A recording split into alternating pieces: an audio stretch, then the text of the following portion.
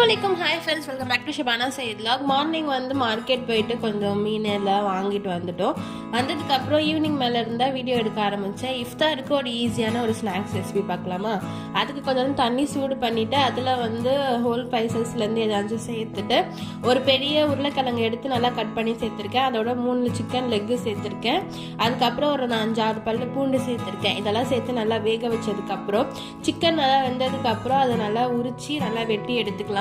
அதுக்கப்புறம் நல்லா மசிச்சு அந்த உருளைக்கிழங்கே சேர்த்துட்டு ஒரு 2 டீஸ்பூன் கார்ன்ஃப்ளவர், 1 டீஸ்பூன் மைதா, தேவையான அளவு உப்பு, கொஞ்சம் வந்து அந்த சிக்கன் கபாப் மசாலா இருக்கு இல்லையா, அது கொஞ்சம் சேர்த்துட்டு நல்லா மிக்ஸ் பண்ணிட்டு அதுக்கப்புறம் நம்ம உரிச்சு வச்சிருக்க அந்த எலும்பு இருக்கு இல்லையா, அதில் வந்து இந்த மாதிரி நல்லா கோட் பண்ணி எடுத்துக்கலாம். பெட் கிரம்ஸ் இருந்தால் அது கூட சேர்த்துக்கலாம். நான் வந்து ரஸ்க்கு எடுத்து இந்த மாதிரி பொடி பண்ணி வச்சுக்கிட்டேன்.